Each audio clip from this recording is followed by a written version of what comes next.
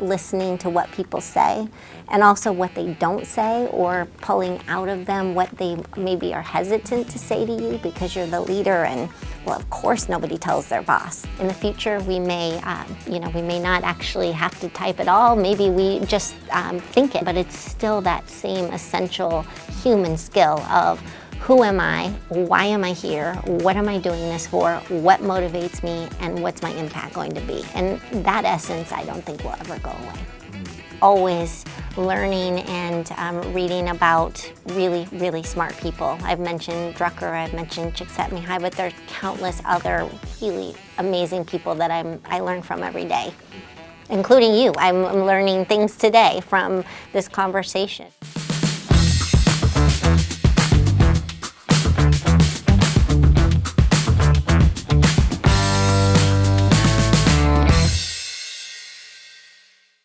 Sawadee Okay. Sawadee. I know that you have done a lot, but just for our audience who might be new to you and also Claremont, Sure. Could you please introduce yourself? Sure. So my name is Michelle Bly. I am currently the Executive Vice President and Provost of Claremont Graduate University. So often people wonder, what is a provost? So the provost is the Chief Academic Officer of the university. So I started actually at Claremont Graduate University as a brand new assistant professor right out of my PhD program. And I have been at the university for closing 23 years now. So really enjoyed my time, and I love being in higher ed, which I'm sure we'll talk a little bit about. Speak of that keyword, the change agent. Yes. As a change agent myself, there's a lot of challenges Yes. that we have to face. Absolutely. And that we are going to be facing in the near future as well. Tell me more about being a leader in this climate of change. Yeah, it's a great question, and it's a question that we are all confronting together. No matter where you lead, anywhere in the world, change is accelerating. The pace of change is accelerating rapidly.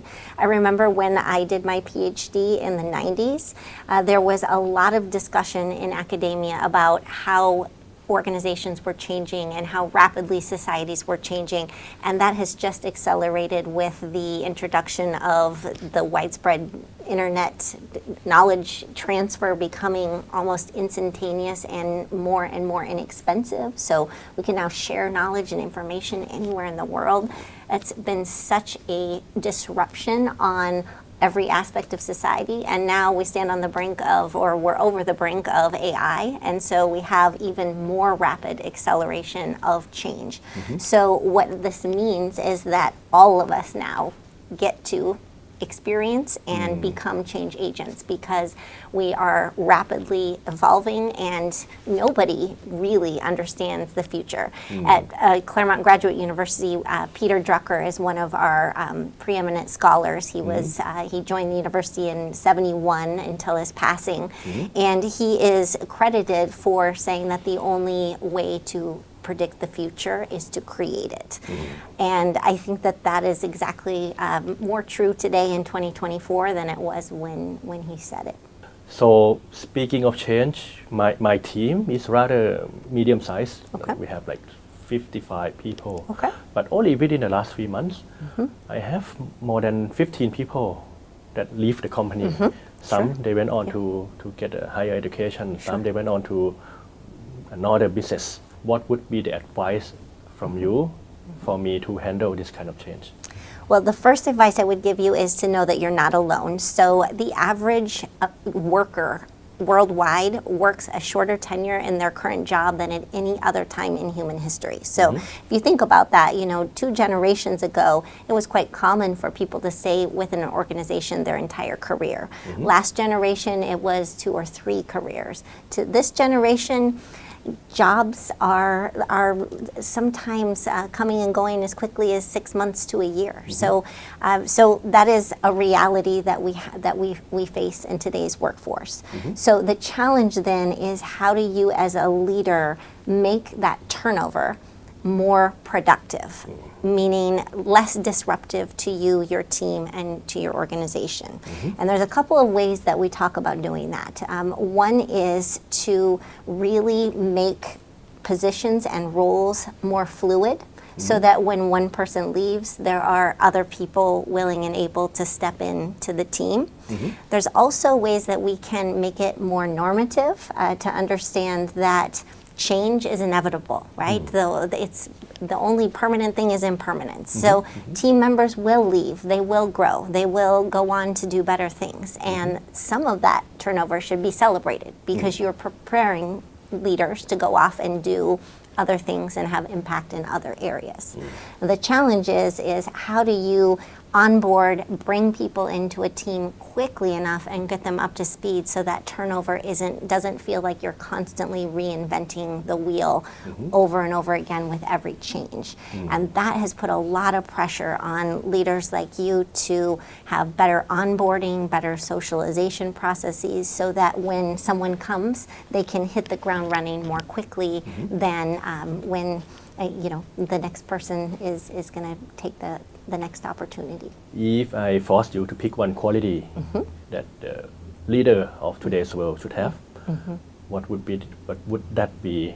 One quality. Well, that's a very, very difficult question because, as a leadership scholar, I want to give you 500, different. But if I had to say one, I would say humility. Because I think that particularly in a rapidly changing world, recognizing that you never have all the answers, that no matter, you have a PhD or an advanced degree, that you know the answer to everything. Of course not. You're constantly looking to other people to help and shape and grow. And so I think humility is critical. And then if I got a second, I would say listening. Listening is actually a really underrated leadership skill, and it's incredibly important. Listening to what people say and also what they don't say, or pulling out of them what they maybe are hesitant to say to you because you're the leader, and well, of course nobody tells their boss that, or nobody would dare question that. So finding ways to be a good listener would be my second. This is not a question, a bit more of the asking for affirmation. That is not just me that I'm struggling in order to cope with everything that's changing. No, I can absolutely affirm that it's not just you. I read a statistic that the average human today is exposed to and absorbs more information in a few hours than a human in 1900 did in their whole lifetime. There were no newspapers, there was no smartphone, there was no World Wide Web. Information was transmitted person to person and by handwriting, right? And the printing press, reading. So if you think about the amount of information that a leader like you with 55 people to manage that is trying to navigate an uncertain world, I can absolutely affirm that you're not alone. And if you even just Google or ask ChatGPT, what should I be doing to develop myself as a leader? Well, there's a literally infinite number of answers out there. So having, I would say the humility to know you're not alone, and also I would say there's a resonance in leadership around, well, what are you really doing this for? And letting that guide you, I think, is one of the best tools and tips that I can see leaders really grabbing onto. Because if there's so much coming at you all the time, you have to have something to ground. Well, how do I decide? What do I choose? Where do I go with all of this overwhelming complexity? And so you've got to go back to, why am I doing this? Why did I get into this position? What do I care about? And if you can tap into the why, then a lot of the complexity will fall away because it becomes a lot more simple. I mean, for me, why? I do it because I love higher education and I believe it impacts the world in a positive way. So yes, there's a complexity thrown at me all the time. But if I can ground back to, well, does this help my student make a better impact? Does this help the faculty do their jobs better? If the answer is no, then okay, a lot of the complexity becomes a little bit less overwhelming, I think, if you can tap into that why. I want to follow up on your case. You have mentioned that the bottom of the why in your case is the higher education. But can you tell me more about that? great question. I mean, at the most basic level, it comes down to I believe that education changed my life. It transformed my life for the better. And I believe that what we do at Claremont Graduate University is transform students' lives for the better. And when I say transform, I'm really purposeful about that because I always tell students, if we've done our job correctly, you don't leave the university exactly the way you thought you would.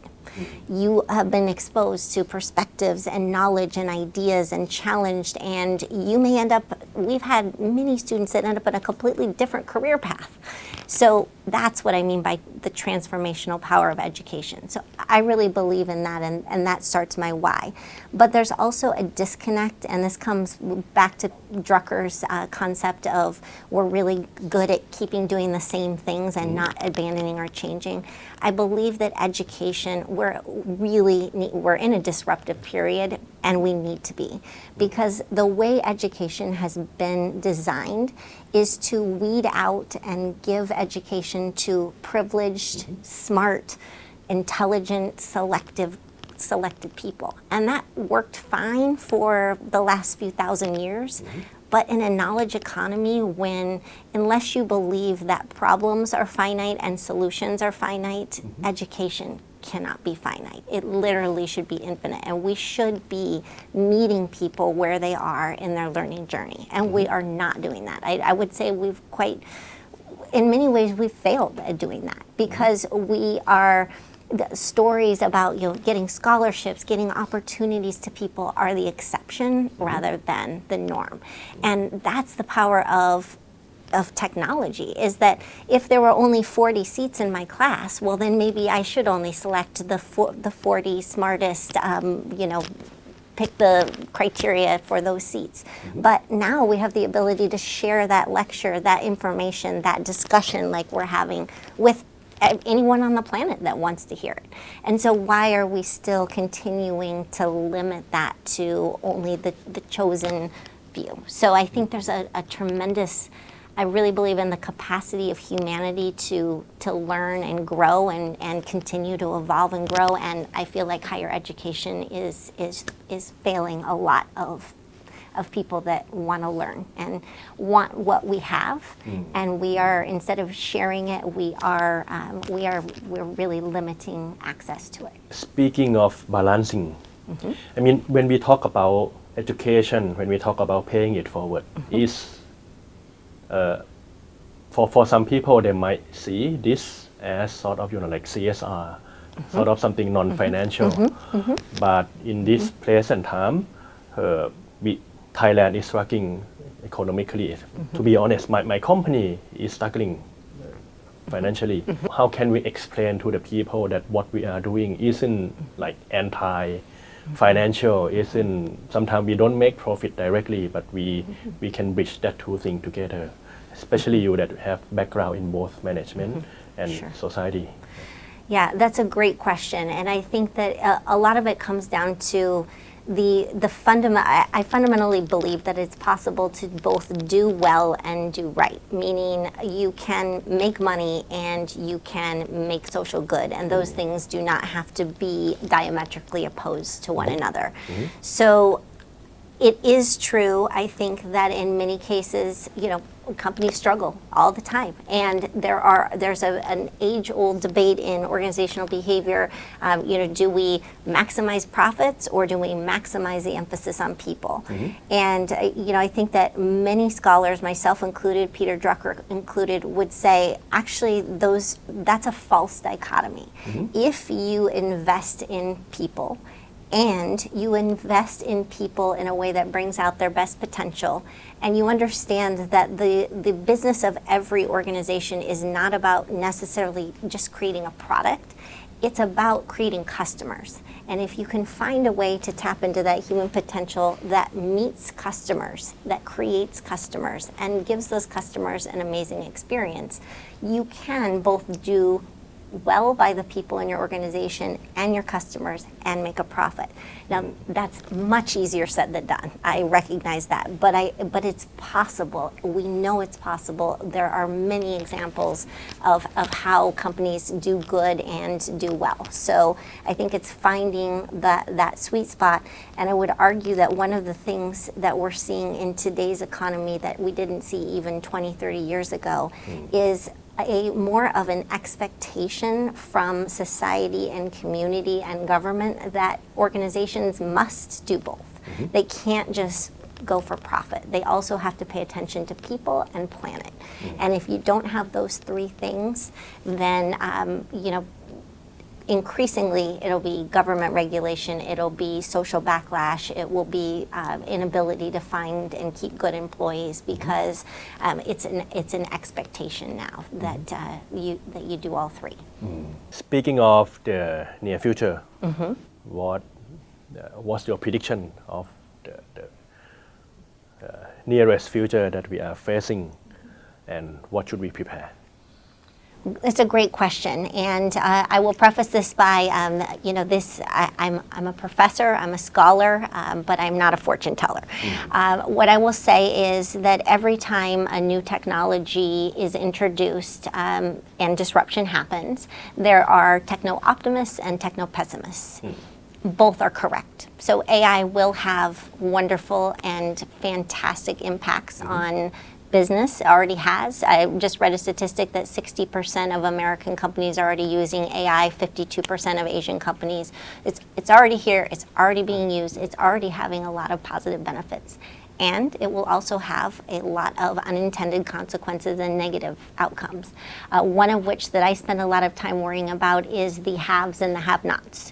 Who has access to the technology, who can influence it, who can control how it's used and evolved, and who doesn't. And that, unfortunately, that divide is becoming, I would argue, perhaps even steeper and larger with every new technology. So that's a big concern, I think. I think that particularly when it comes to AI, we're going to see some wonderful impacts on healthcare, health outcomes, both physical healthcare as well as mental health.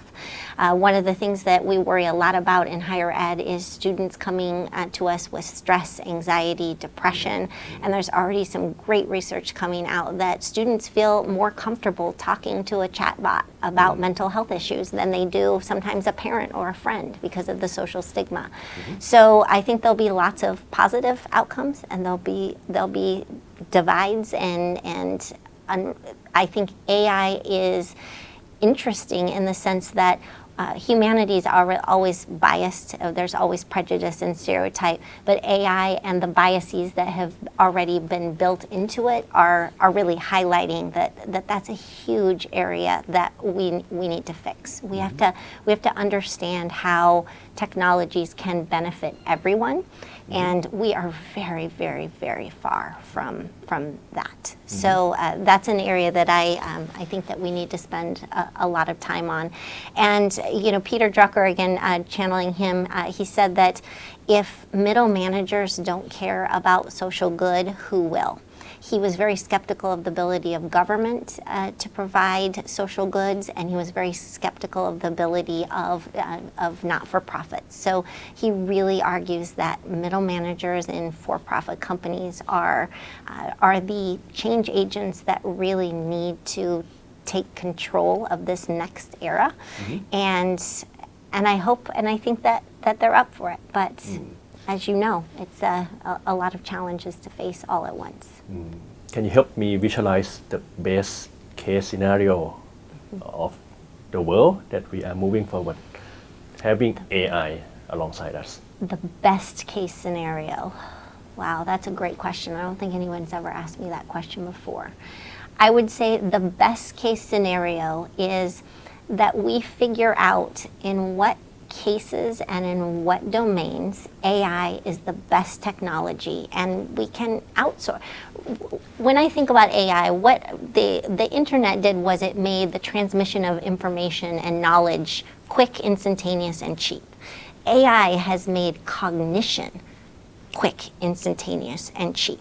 So what that means is that as a professor, instead of spending 2 hours writing a letter of recommendation for you as a student, I can ask ChatGPT to help with the characteristics and then tailor it, and then wow, maybe I've saved an hour and a half that I can then now go and do what. And so I think the best case scenario is that we figure out what are the aspects of human cognition that we can outsource to AI to free us up for the what. And for me, that what is how do we expand access to education, expand access to a cleaner environment, expand access to helping people thrive, not just survive, but thrive. And that's, I think, the best case scenario. To think about the use case, I mean, like you have mentioned about letter, and I was thinking about, you know, like writing statement of purpose when I enter university. Back then in my age, I have to write myself. Yes. But then to think about the next generation, they can even just like, you know, like type in some command in AI. Yes. Yeah. My question is that what kind of society that we're gonna see in the future? I mean, should I be worried and concerned about the younger generation who may not be able to, you know, like process their like writing skills intellectually? Yeah. I would say yes, and I would say that these are all problems we've confronted before. I mean, I remember actually physically opening a map and using it to drive to a place I had never been to before. This is before I could ask Google and Siri to navigate me. Have I lost those map reading skills? No, but would an 18-year-old be able to navigate that map as well as I could? Probably not. So, you know, I do think that there will always be a loss of skill set when we don't use, you know, I haven't done hand calculations of statistics in 30 years. Those skills are a little rusty for me, maybe even lost at this point, because we have complex software that can do it for me. But that's okay, because I don't need to do those calculations anymore. I think the critical part is that we lose the knowing of the why. And what, you know, why do hand calculations? Well, because it helps you understand what you're actually calculating, right? The theoretical piece behind it. So I think as long as enough of us retain the why and the how of what's important, the essence of a skill, that's okay. We don't necessarily have to all continue to do the same things that we've always done just because we can. We have to, you know, I'm a big proponent of adopting technologies and figuring out how they can help you, how they can be a tool that makes your life better. And I think AI is no different. I think, you know, writing an essay, knowing who you are and being able to articulate that is a human skill that will never go away. In the future, we may, you know, we may not actually have to type it all. Maybe we just think it and throw it up to a chatbot and it refines it and we're done. But it's still that same essential human skill of who am I, why am I here, what am I doing this for, what motivates me, and what's my impact going to be. And that essence, I don't think will ever go away. Nowadays, you go on social media. Yeah. There are so many people telling you like, okay, you need to invest money, you need to be rich by 30, you need to success fast. But it's contradict to the climate. Economics is in downturn. Yeah. We face so many mental health problems. How should the younger generation, the future leaders, navigate their life through this atmosphere? Well, first of all, I'm going to say that I believe in the next 10 to 20 years, we're going to see a lot more regulation of social media. We're going to look back on this time, the last 10 to 20 years, as sort of what we would say in America as the Wild West, where everything went, there was very little regulation, and the damage that it has done on the psychology of literally millions, if not billions of human beings is pretty profound. So I just want to put that out there, because social media, like I said about any other technology, has both wonderful elements. It helps us connect and grow and learn, and it has horribly divisive elements and in ways that are really damaging. And we have a lot of research that's coming out now on particularly young people, adolescents, how they are constantly making what we call in social psychology upward comparisons, which means that everyone's life online always looks better than yours. And by the impact of that over time is profound depression, unhappiness, and low well-being and self-esteem. So all of that said, I think that we'll see more regulation and we'll see more controls. Today, what I would tell particularly young people is that we know for a fact two things. Number one, that the relationship between economic prosperity and happiness is only a moderate correlation, and I don't know if they'll see this, but it's a curvilinear relationship, meaning that over about $80,000 US a year, a household income, happiness and well-being does not increase after that. It flattens. So I call it the capitalism myth. It's the as get rich quick and you will be happy is a complete fallacy. And we know it. We know it from decades of research on positive psychology, on well-being. So I don't mean to mitigate economic hardship, but after the point at which basic needs are met, at moderate levels of economic prosperity, more income, getting rich quick, actually it has either a negative or a declining correlation with happiness. So I would say it's easy for me to say, but look at the data around really what makes people happy. And of all of the factors that make people happy, economic well-being is only 1/8 of the slice of the pie. What really makes people happy, and again, we have decades of research in positive psychology on this, are positive emotions, engagement, meaning, relationships, and accomplishment. So that's the PERMA model of positive psychology. And then later research has also recognized that, of course, physical health, economic well-being, mindset, and environment are also important pieces of the pie. But when you really look at the data, the economic piece is actually a really small one. And that is exactly the opposite of what you see on social media, what you see on most popular media. It's all about get rich, money, comparing, the larger, the bigger, the newer, the faster. And it's actually not really correlated with happiness or well-being at all. What really makes people happy are that PERMA model that we talked about. The second thing I'll say about social media is, unfortunately, it is also a race to the bottom. So, if someone does something outlandish, then to get likes and hits and attention, the next person has to do something more outlandish. When people are trying to get attention in a world of literally infinite competitions for attention, the race to the bottom is really real, and it's actually a little bit frightening in the sense that we see so many, particularly young people, doing things that they're putting on social media that are in sometimes literally threatening their lives, but more often threatening their social and their psychological well-being. But all that being said, I also like social media. It has a lot of positives too. I just want to worry more about some of the negative impacts that it's having on particularly the younger generation. Simple question, what's your happiness? What's my happiness? Oh, that's happiness is such a big term. I would say, when I think about my happiness is doing good work that I love and having good impact on, and I hope my students and my faculty and my staff.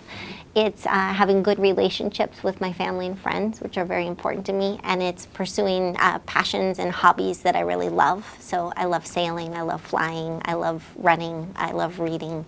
So it's all of that, and finding the right balance in between all of those elements in life, which is not easy. And we know a lot of people struggle with finding that balance because there's so much in our lives right now and so much to do and process, and it's very easy to then fall into the trap of I should be, I could be, I would be, I might be doing something else different. And so I think that's the challenge is making sure that everything's in balance.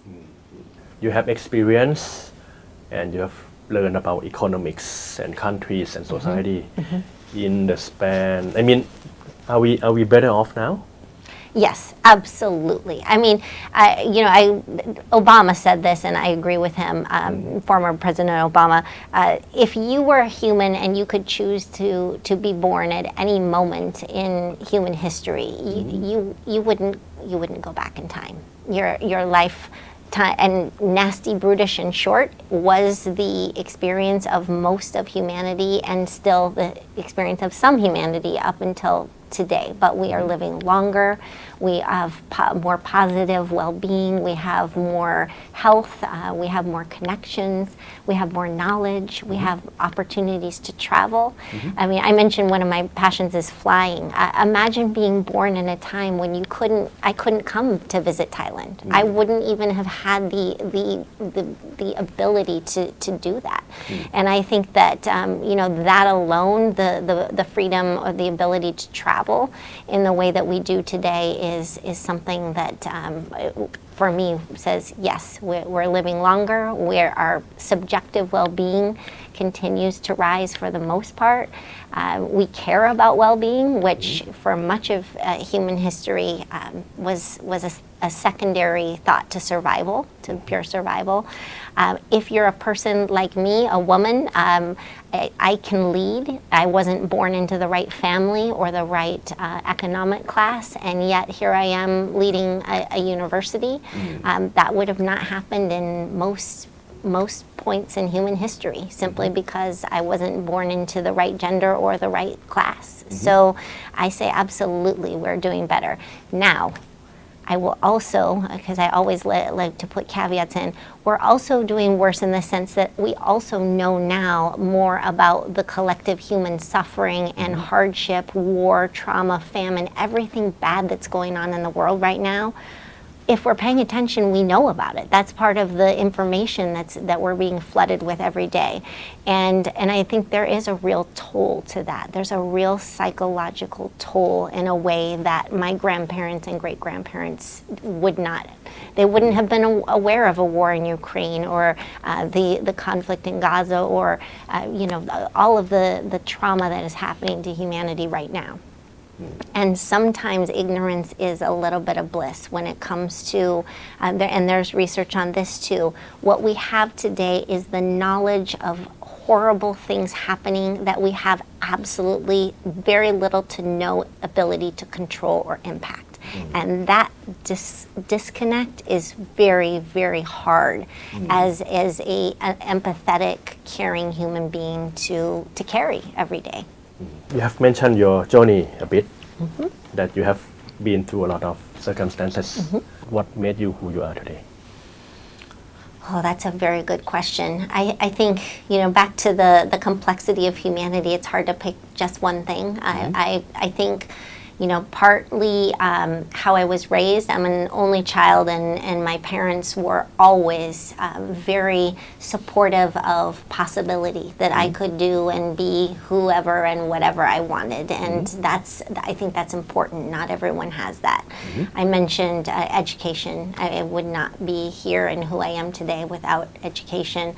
The taking opportunities wherever I could. When I had the chance to travel to East Africa as an 18 going on 19-year-old and visit a refugee camp in that part of the world, those are experiences that change you. You can read about things, you can see them on the news, but actually being in war-torn refugee camp experiences, definitely that had an impact.